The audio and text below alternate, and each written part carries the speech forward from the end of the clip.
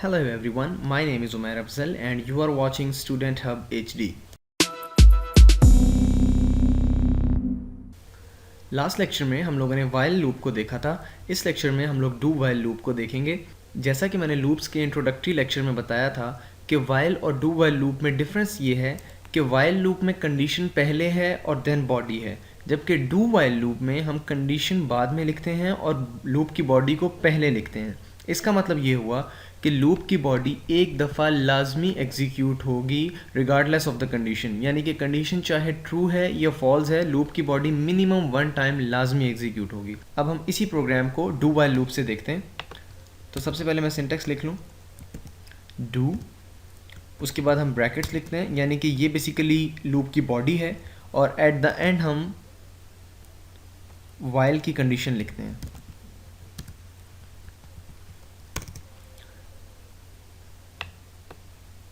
तो अगर हम अपनी इसी एग्जांपल को ट्रांसलेट करें तो ये कंडीशन मैं कॉपी करता हूँ, इसको मैं लिखता हूँ वाइल में,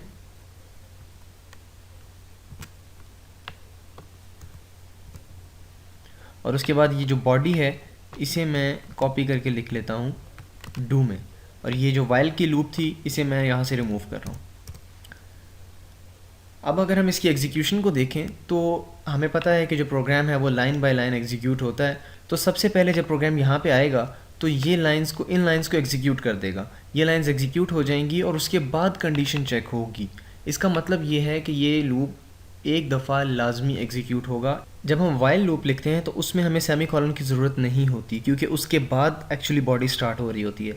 लेकिन डू वाइल लूप में क्योंकि ये बेसिकली स्टेटमेंट टर्मिनेट यहाँ पे हो रही है, तो इसलिए हमें यहाँ पे एक सेमीकोलन लाजमी रिक्वायर्ड होगा। अब मैं इस प्रोग्राम को रन करके देखता हूँ। तो सबसे पहले मैं नंबर एंटर करता हूँ, लेट्स से 8, और टेबल में प्रिंट करना चाहता हूँ जस्ट 2 टाइम्स। तो 2 दफ़ा 8 का टेबल जो है वो प्रिंट हो गया है। ओके, अब हम एक ऐसी एग्जांपल देखते हैं कि जिसमें एक्चुअली में अगर हम वाइल लूप लिखते तो बॉडी एग्जीक्यूट ना होती, लेकिन क्योंकि ये डू वाइल लूप है तो इसलिए बॉडी एग्जीक्यूट होगी। तो मैं प्रोग्राम को रन करके नंबर में कोई भी एंटर कर लेता हूँ, लेट्स से 6, और जो लिमिट है वो मैं 0 एंटर करता हूँ। अब लॉजिकली अगर हम जस्ट वाइल लूप में होते या फॉर लूप में होते तो ये एग्जीक्यूट ना होता, एक दफ़ा भी प्रोग्राम एग्जीक्यूट ना होता लूप की बॉडी।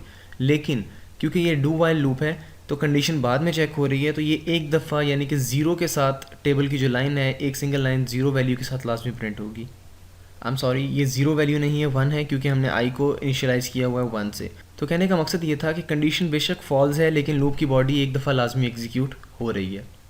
अभी तक हम लोग जस्ट सिंपल डाटा टाइप्स को देखते आए हैं, जैसे इंटीजर, फ्लोट या डबल या स्ट्रिंग, जो कि जस्ट एक सिंगल वैल्यू को हैंडल कर सकती हैं। यानी कि अगर मैं किसी के मार्क्स एंटर कर रहा हूँ तो जस्ट सिंगल वैल्यू, एक ही मार्क्स एंटर कर सकता हूँ, इससे ज़्यादा नहीं। तो नेक्स्ट लेक्चर में हम लोग एरेज को देखेंगे जो कि मल्टीपल वैल्यूज़ को हैंडल कर सकती हैं।